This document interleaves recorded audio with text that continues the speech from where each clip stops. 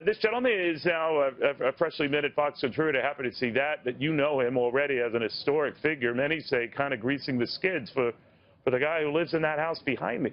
Talking about Nigel Farage, whose push to get Britain out of the European Union started at what seemed, I guess, Nigel, as a lost cause, right? Oh, I was the patron saint of lost causes. You were. You were a card-carrying member. Possible. Every big business, every government agency, virtually every MP said, oh, no, Europe's our future. This is where we're going. And you personally were vilified. Vilified? Yes. It went on for years. I was mad, I was bad, I was dangerous. And that was just from your family. Well, yeah, mind you, I was used to that. Totally unnecessary. But, you know, you and I have joked about it in the past, but in a way, I think that set the wheels in motion for the election of Donald Trump, and it revealed this sort of populist rage that was in the whole world's DNA suddenly. And now it carries Donald Trump. Yeah, I mean, the word populism is being used, and it's being used in a sort of pejorative sense. Yeah. And I don't buy that. I mean, all I ever wanted, through all my years of campaigning, was for the United Kingdom to be a self-governing, democratic nation-state that chose its own friends in the world and controlled its own borders. You think it's going to work out? Because people are watching what's happening in Britain, and I know your Prime Minister May has already said she wants to make this fast, make the break clear. She's breaking for the European Union, not Europe, saying all the right things.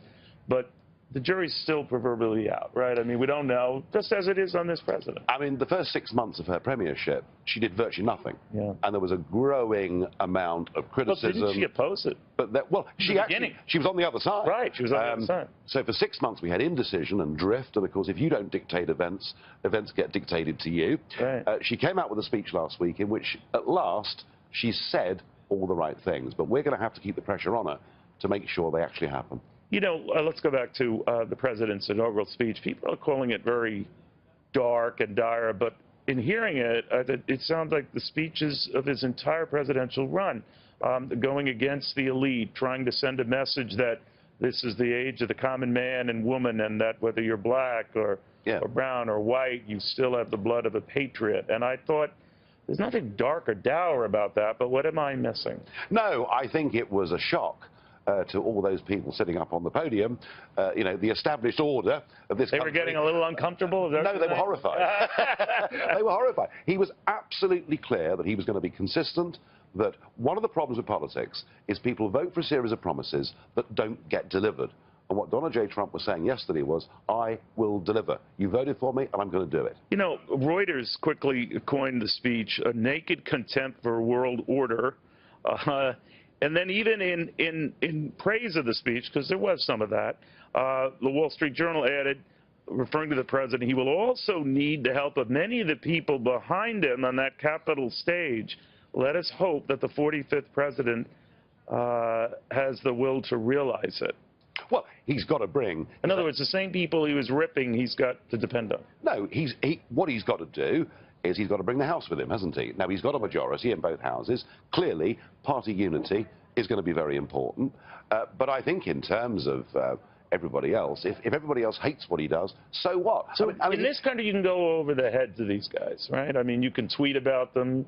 You went over the heads of people and just told the world. Absolutely. And, you know, frankly, the liberal establishment mainstream media are not as powerful as they used to be. Hooray. Now, that establishment, not huge fans of this president, seem to think that he's going to have a tough time veering, as the last president, Barack Obama, said, from campaigning to governing, and that he's not ready for that. But I see in him a deal maker, a very pragmatic businessman who just wants to get stuff out of the nation's inbox.